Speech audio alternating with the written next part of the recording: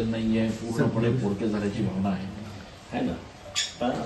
कसं साहेब मला वाटतं परवापासून आम्ही एवढं समजायचो, पण शेवटी नाही त्या वेळेला त्यांना आमदार हिरामण खोसकर आहेत. दादा अनेक खोसकर विरोधक आमदारांना सुद्धा अश्रू अनावर होतात. मार्गदर्शन सहकार्य करणं, फोन फान करणं, आम्हाला करायचे कोणी समजलं नाही समजून शकत नाही राजकारणात. आणि म्हणून खोसकर साहेबांसारखेच असे अनेक लोकांचा आज पण अजून किती दिवस परमेश्वर असा अशा बापू पद्धतीने स्वतःच्या पोराला जीव लावत नाही, एवढं दादा आम्हाला जीव लावायचं. बाईट दिली तर न भरणार तो खड्डा पडला, त्याच्यात किती माती टाकली किती भरलं तरी तो खड्डा असा एवढा मोठा पडलेला आहे का तो भरून न निघणारा खड्डा आहे.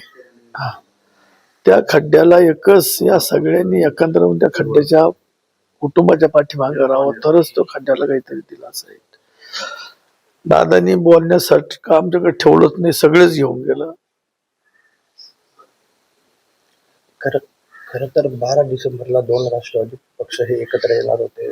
8% घोषणा ते तर 12 डिसेंबरला येणार होते. मी तर जसं निवडून आलो दादाकडे तशापासून मी पांडुरंगाला विनंती करीत होतो की हे दोन्ही राष्ट्रवादी एकत्र यावं आणि आमच्यासारख्या सामान्य माणसाला त्याचा दिलासा मिळेल. आज एकत्र आले पाहिजे हीच आमची इच्छा आहे. खरं तर अनेक राष्ट्रवादीच्या नेत्यांमध्ये चर्चा आहे की सुनीता पवार यांना उपमुख्यमंत्री पद दिलं पाहिजे. कसं आता त्या कुटुंबाच्या पाठीमागे सगळ्यांनी राहिलं पाहिजे.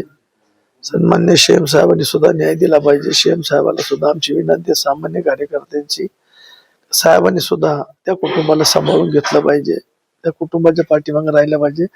राजकारण येतं जातं, राजकारण चालत राहतं, परंतु आज त्या कुटुंबाची जी वेळ आलेली आहे त्या वेळ सांभाळण्यासाठी सन्मान्य फडणवीस साहेबांनी त्याच्या पाठीमागे उभं राहिलं पाहिजे, पाठीशी उभं राहिलं पाहिजे आमची विनंती. तुम्ही सगळे आमदार सगळे मिळून शरद पवारांकडे जाणार आहेत का?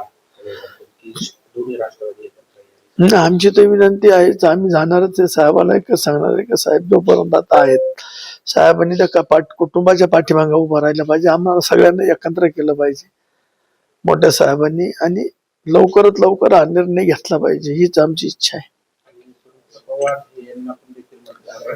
आता ते मोठे साहेबाची इच्छा आहे, मोठे साहेब ठरवतील. आता मोठे साहेबच त्या कुटुंबात आता करते सारते. साहेबांनी जे ठरवलं आम्ही किती सांगितलं, साहेब आहे ते धुरंधर नेते आहेत, त्यांनी देशाचं राजकारण चालवलेलं आहे. कोणी काही म्हणत पण हे साहेब निर्णय जे घेतील तेच खरं राहील. नवनवीन घडामोडी पाहण्यासाठी स्टार महाराष्ट्र न्यूजला सबस्क्राईब करा आणि ताज्या बातम्यांचे अपडेट मिळवण्यासाठी बेल आयकॉनला प्रेस करा आणि परिपूर्ण बातमीबरोबर रहा, इतरांपेक्षा एक पाऊल पुढे.